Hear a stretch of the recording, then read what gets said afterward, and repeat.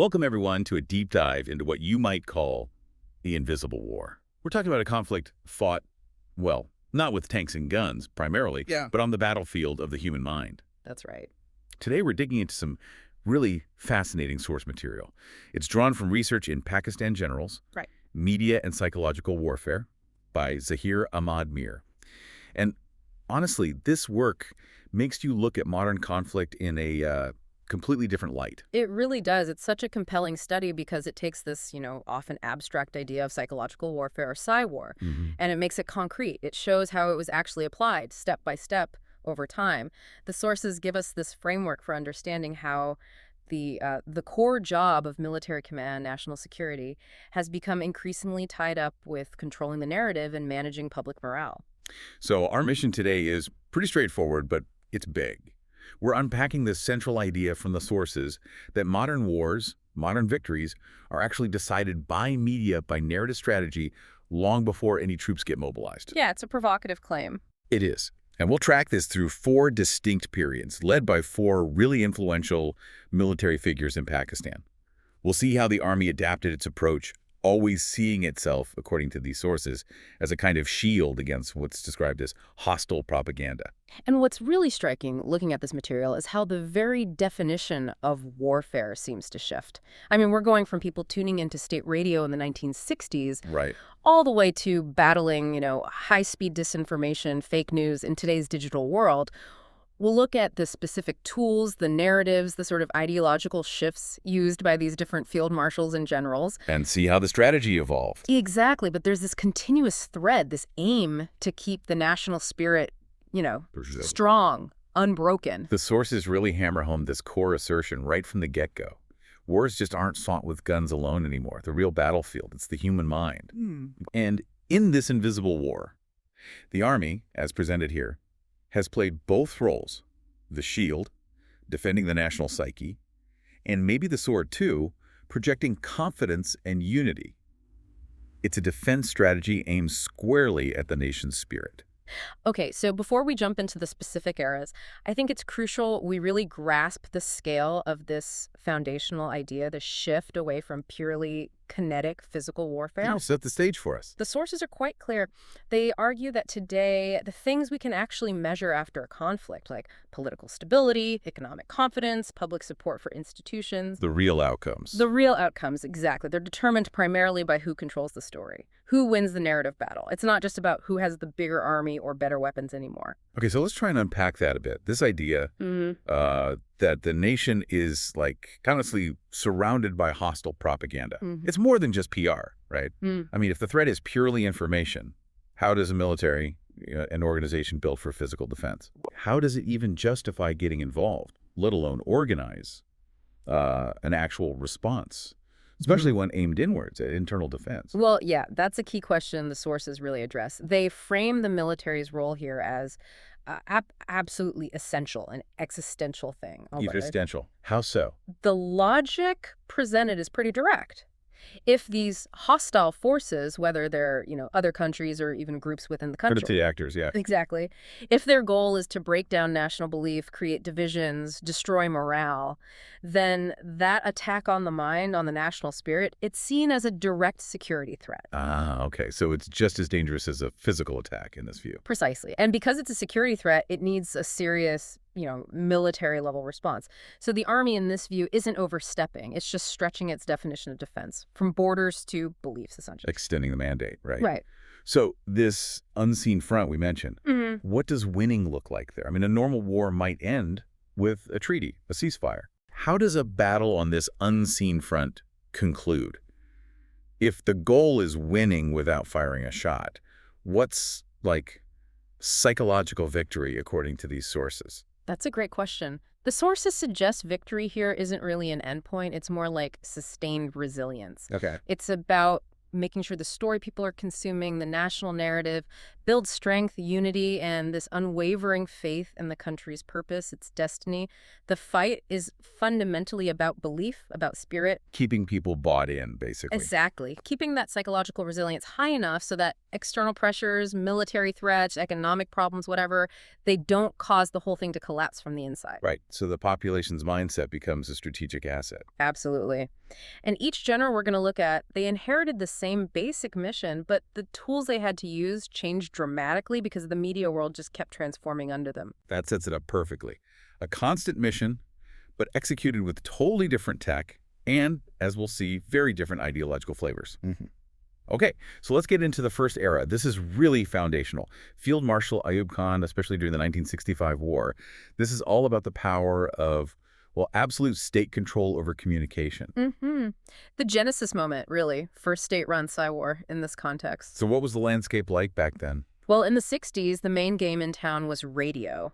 And the sources really emphasize this.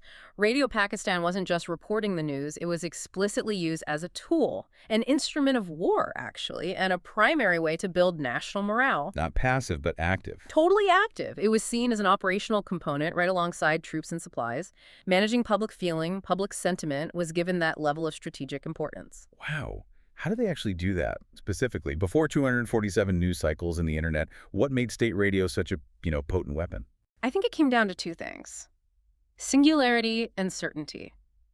Ayub's strategy worked because, for many people, Radio Pakistan was the only voice, the single, unchallenged source of information. No competing narratives easily available. Exactly. And the broadcasts themselves, they were designed to project total, unwavering confidence. The sources mentioned they often used pretty bold language, maybe even hyperbole, dramatic phrasing in the news bulletins. So tone was key. Tone was absolutely key. When you control the only channel, the message itself, even if it's light on details, it becomes authoritative just through repetition and that confident delivery. And the sources give this fantastic example, leveraging culture, using the voice of Noor Jahan. This wasn't just news bulletins. This was plugging cultural icons directly into the war effort. Yeah, that's a brilliant illustration of the strategy. Noor Jahan wasn't just any singer. She was like a national treasure. Right. A symbol of cultural pride, identity. So putting her powerful, emotional voice, her patriotic songs right alongside these bold military updates, that was a very deliberate strategic move. What was the intended effect? Her music acted as an emotional anchor. It connected that personal feeling of patriotism, of pride, directly to what the military was doing. It amplified the message of unity, of resilience in a way that, just facts and figures couldn't possibly achieve. So it's strategic emotional mobilization. You could call it that, designed to kind of short-circuit anxiety, maybe, and fuel this collective sense of purpose, even excitement. Okay, so Ayub Khan's power came from this tight grip on information flow. The main goal was unity, enforced through these state channels, basically blocking out any counter-narratives that might weaken morale. Absolutely. With no real competing voices, the state could effectively define reality for most people. This early approach was all about building and maintaining morale through internal messaging.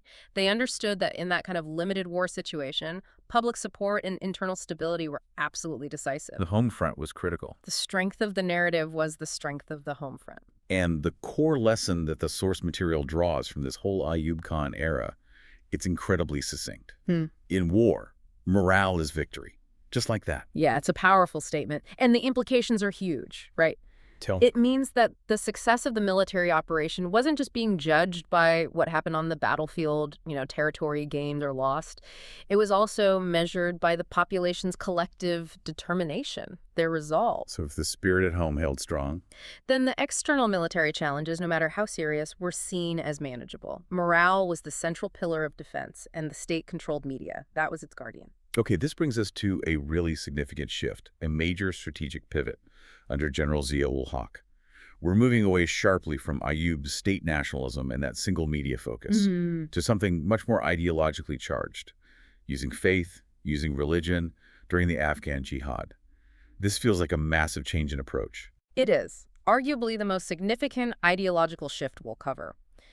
General Zia, according to these sources, fundamentally changed the nature of psychological warfare by injecting religious conviction right into the heart of the state narrative. How so? What was the difference? Well, where Ayub appealed more to, say, civic duty, national pride, Zia appealed directly to spiritual duty, religious obligation. The propaganda wasn't just political or military anymore. It became deeply spiritual. It aimed to mobilize support by tapping into people's core religious beliefs. That's a powerful lever to pull. And the sources talk about specific, practical ways this was done, how this integration of faith into strategy actually played out on the ground? Oh, yeah, it was systematic, really pervasive. It involved using religious platforms quite strategically, sermons in mosques, community gatherings, places of worship. Using existing networks. Exactly, using those networks to frame the resistance, particularly in Afghanistan, not just as, a geopolitical chess move, but as a sacred duty, a defense of faith. The sources mention things like mass-produced propaganda posters, slogans that explicitly merged military goals with religious themes. The whole conflict was reframed away from just fighting political enemies towards defending the faith itself. I can immediately see how that changes the motivation entirely. If defending the nation is framed as defending your faith, Right. the level of personal commitment, the willingness to sacrifice, potentially goes way up, exponentially higher. Absolutely. And the source specifically mentions the chant, "Allah Akbar, God is great." This wasn't just treated as a religious phrase. It was integrated into the overall military and psychological strategy. It became this powerful symbol of resistance, a rallying cry that went beyond political lines. Unifying people under a different banner. Precisely. By tapping into that deep religious sentiment, the narrative became incredibly motivating, almost intrinsically so. It defined the enemy not just politically, but ideologically, spiritually. So the power here comes from linking psychological defense to these really core cultural and religious values. The state found a way to make this external conflict resonate deeply, personally, spiritually, for, well, potentially everyone. And this approach, this strategy, it allowed the state to build a narrative of resistance that felt almost non-negotiable to large parts of the population. Unquestionable, almost. Yeah. And the second key lesson that the source pulls out really reflects this. It says, when faith drives narrative, resistance becomes undefeatable. Undefeatable. That's a very strong word choice. Yeah. What does that imply in this context? It suggests that by tying the psychological defense, the national spirit, to this absolute spiritual conviction, the internal front, the home front, becomes almost immune to external pressure, whether that's enemy propaganda or even military setbacks. So it elevates the struggle. Exactly. It lifts it from just a geopolitical fight that you might win or lose based on, troops and resources, Right. to a kind of spiritual mission where success is seen as guaranteed, maybe through divine help, or just through sheer unwavering commitment. It's a psychological mechanism designed to create resilience that just doesn't bend easily to bad news or compromise. So the tools changed, the message changed fundamentally, but the goal, protecting the national spirit, stayed the same. This time, just armored with faith. That's a good way to put it, armored by faith. Okay, now we hit the third era, under General Pervez Musharraf. And here, the whole media environment it undergoes this massive, irreversible change, a huge paradigm shift. What happened? Musharraf oversaw the liberalization of media. Dozens of private TV channels were allowed to set up shop. So suddenly the battlefield completely transforms. It goes from that controlled state monologue we saw under Ayub and to some extent Zia, Right, the single voice. to this incredibly crowded, noisy, saturated media environment. Cacophonous, really. That must have thrown up huge challenges for psychological management. Right. I mean, right away, you've got a dual problem, surely. First, you've lost that centralized control over the narrative, the very foundation of Ayub's strategy. Completely gone, overnight, almost. That single, unified state voice, it got fractured into dozens of competing channels, all fighting for viewers, often with very different editorial perspectives, different agendas, different interests. The whole idea of total information control just became obsolete instantly. Yeah, that's problem one and problem two. The sources point out this, well, frankly, terrifying side effect. Extremists got really good, really fast at using this new open media landscape. The very openness that was maybe intended to modernize things Became a tool for counter-state narratives. That's the critical danger, right? Yeah. These extremist groups, often less bureaucratic, more agile, they quickly figured out how to use television and also early digital platforms that were starting to emerge to get their own message out. Recruitment, propaganda, anti-state messaging. It all found a platform. Absolutely. So the challenge shifted again. It wasn't just about blocking foreign propaganda anymore. Now it was about managing domestic narratives, often ideologically hostile ones, that were using the state's own newly opened channels. So how do you fight that kind of psychological war when you don't control the airwaves anymore and your opposition is using the same tools you are? Musharraf's response, according to the sources, was very calculated, very strategic. It had to be. It was the development and really the aggressive promotion of this concept. Yeah. Enlightened moderation. Exactly. This was the state trying to get back on the front foot, narrative-wise, but using sophistication not suppression.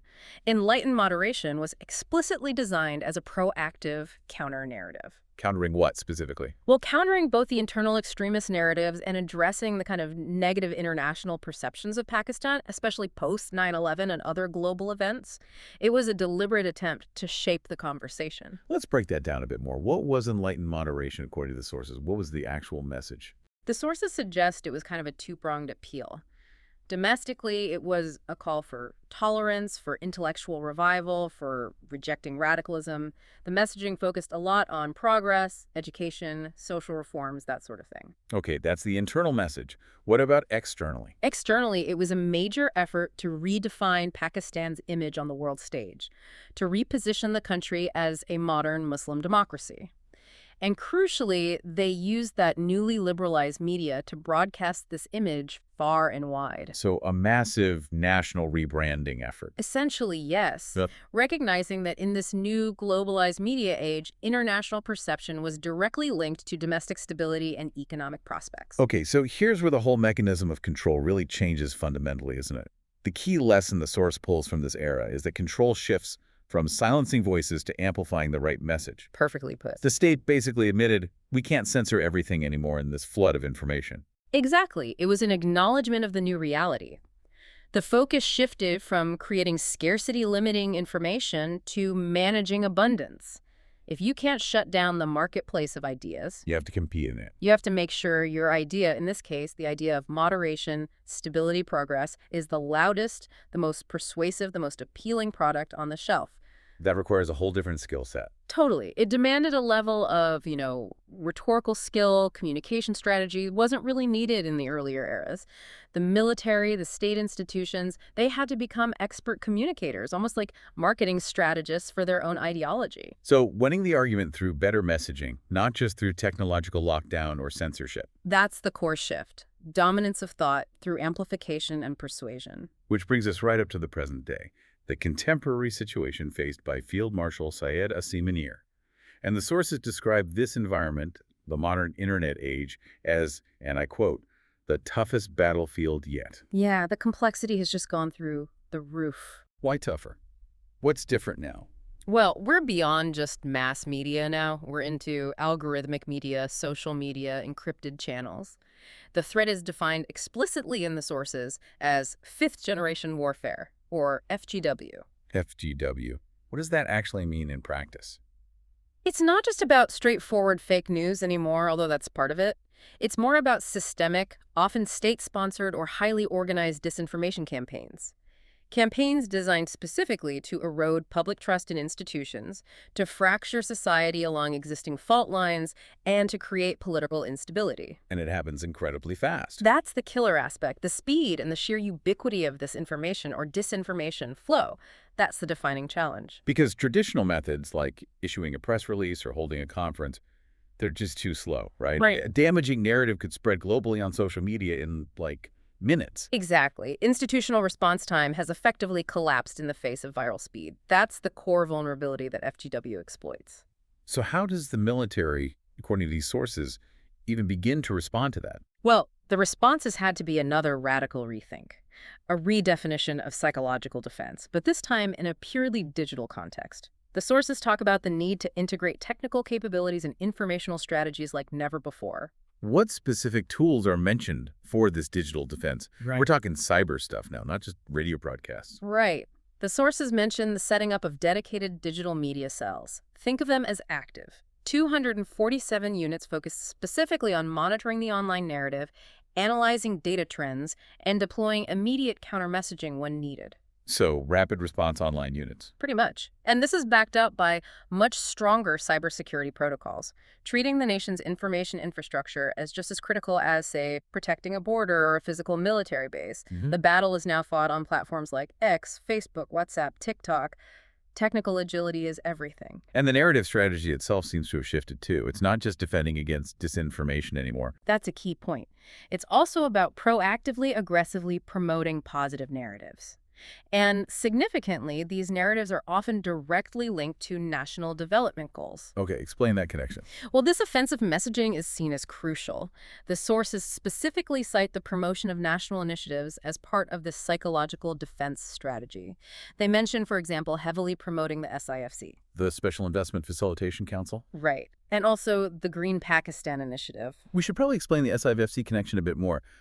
Why is pushing an investment council considered a psy-war tactic? That seems like an unusual link. It does at first glance, but it makes sense in the FGW context. Remember, fifth-gen warfare often exploits economic anxiety, perceptions of national decline, institutional failure. There'll be vulnerabilities. Exactly.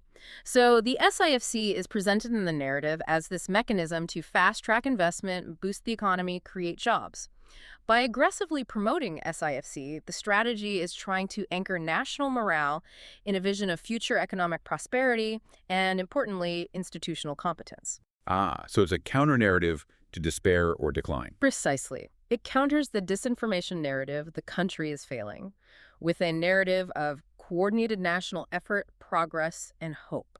Hope itself becomes a psychological defense tool here. And Green Pakistan fits in similarly. Yeah, promoting environmental security, long-term planning, national resilience against climate change. It's another narrative focused on a stable, planned future. Got it.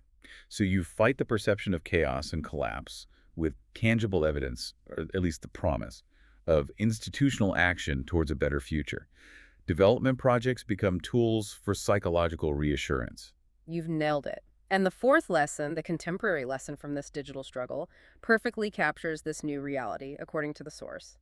In the digital era, tweets can be as powerful as tanks. Wow, that really puts it starkly. It affirms the source's whole argument, really, that the information flowing online, the narratives that take hold, they now have power equivalent to physical military force when it comes to influencing national stability and confidence. It forces you to think about the enemy differently, too. Not just another state or a specific group, but maybe a diffuse, decentralized network of disinformation moving at lightning speed. That's the challenge of FGW. So if we just take a step back and look at these four eras together, what we see is this almost textbook case of an institution adapting, sometimes radically, because the technological ground kept shifting underneath it. It really is an incredible timeline of strategic pivots when you lay it out like that. Let's just quickly recap the evolution we've traced. Yeah. First, you had Ayub, centralized state radio, absolute control, focus on building morale during conflict. State control was the key. Simple, direct. Then Zia, massive ideological shift, using the power of faith to unite people, especially during the Afghan jihad, creating that sense of undefeatable resistance through spiritual and ideological framing. Faith is the shield. Third, Musharraf. Faced with this explosion of private media, he couldn't censor it all. So the response was sophisticated counter-messaging, enlightened moderation, trying to guide the narrative in an open landscape, competing, not controlling. Amplifying the right message. And finally, Munir, confronting this hyper-fast, fifth-generation warfare online. The response? Digital defense, cyber protocols, digital media cells, and linking the national narrative directly to promoting positive development projects like SIFC, fighting disinformation with hope and progress. Cyber warfare meets nation-building narrative. You could say that. So despite these huge differences in tools, I mean, we went from radio waves literally bouncing off the atmosphere to targeted algorithms on smartphones. Yeah, worlds apart. The source argues that the fundamental mission never really changed. Protect the nation's mind, ensure that collective spirit, that public morale stays strong against whatever pressures come along, external or internal. The continuity is the target. The internal psychological state of the population. That's it. The recognition that external threats, however serious, only truly become dangerous if they manage to break that internal cohesion, that internal belief. Which is why the sources end with this really crucial distinction about what psy-war ultimately is. Right. The final definition, provided in the material, psychological warfare, is ultimately not about lies. It is about belief. That really is the core takeaway, isn't it? It suggests that the most powerful form of psychological defense isn't necessarily just making things up, though obviously disinformation is a tactic used. Sure. But rather, it's the systematic building and reinforcing of the nation's core beliefs, its values, its faith in its own future. It's about anchoring the national spirit so deeply that those external attacks, those informational assaults, they just can't find anywhere to take root.